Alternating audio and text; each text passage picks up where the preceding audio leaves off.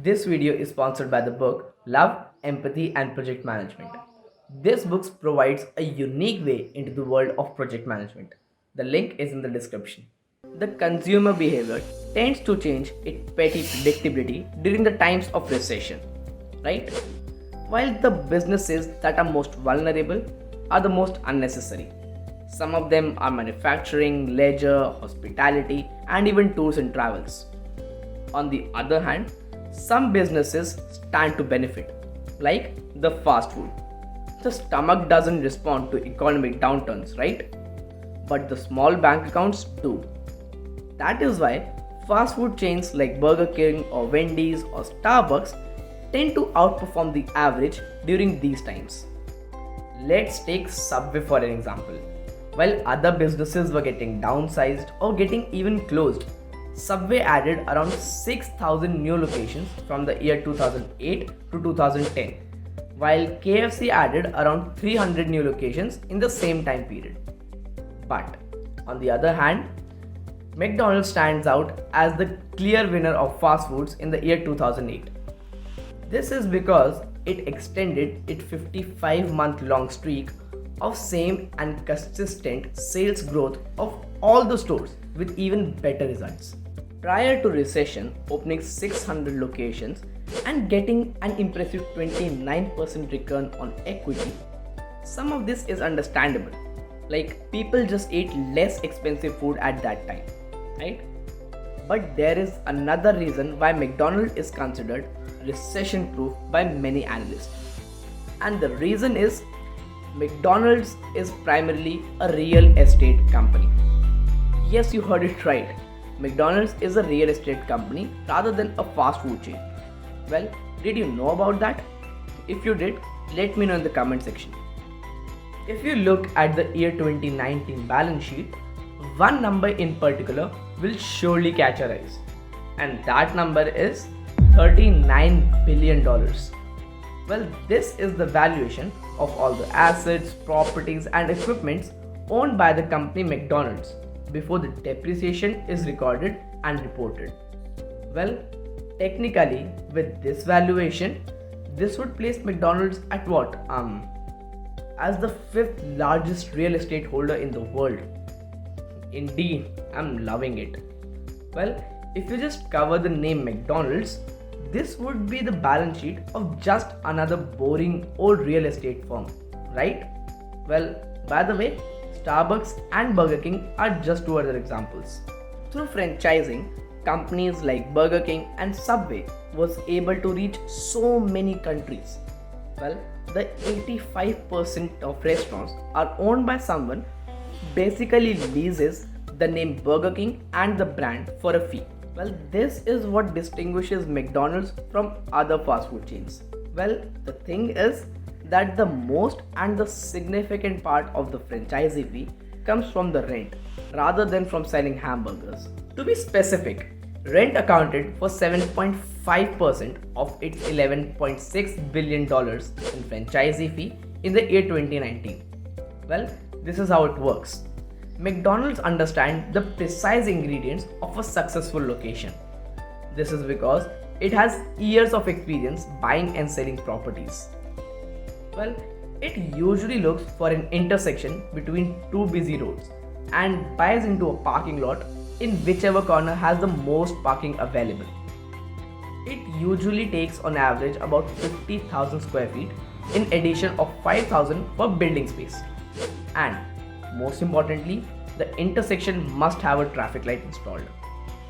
And then the property is purchased with long-term fixed interest. The already and massive existing property holdings of the company provides them with the best deals. Now, if someone wants to open their McDonald's franchisee, they contact the company and sign a franchisee agreement, which specify each and every minute detail possible on how to run and operate the business. This includes from how to cook a burger to what are the hours of operation. They can, for example, hear me out attentively on this one. They can buy from only approved suppliers who may or may not be the best or the cheapest option available to them. The franchisee usually makes an upfront investment of around $1 to $2 million, which includes a cash down payment, a one-time franchisee fee of around $45,000, and a percentage royalty on monthly revenues.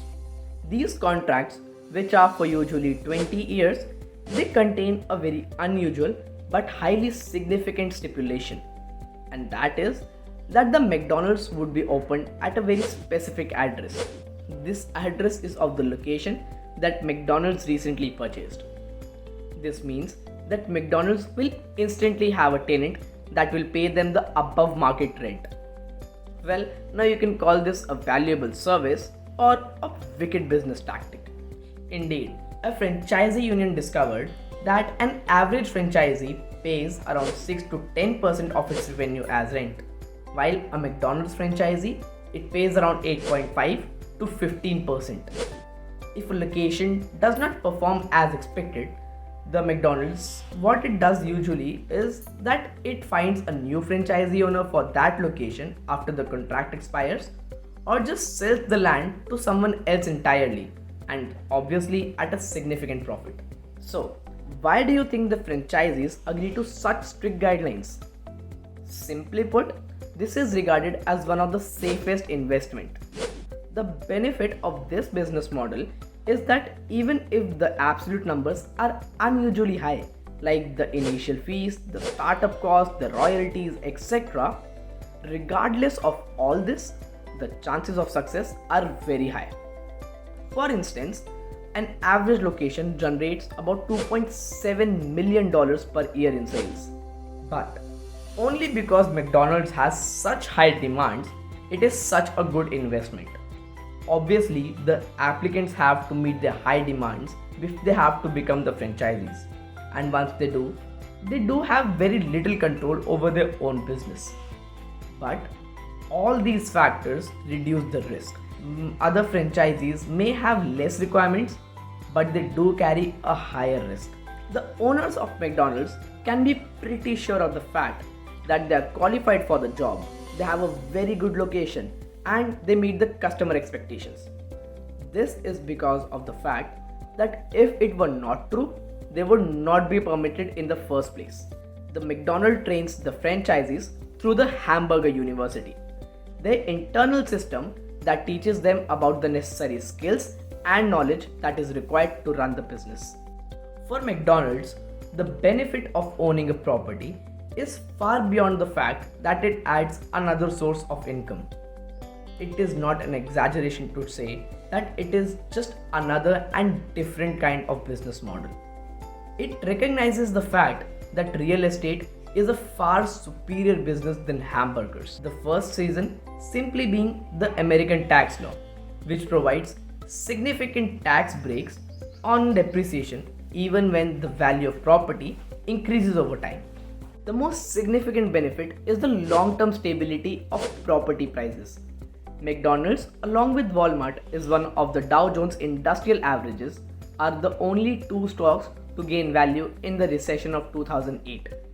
McDonald's is also one of the 60 stocks known as the dividend aristocrats that have increased their dividends annually from the last 25 years. Recessions are merely a welcome opportunity to buy the discounted real estate.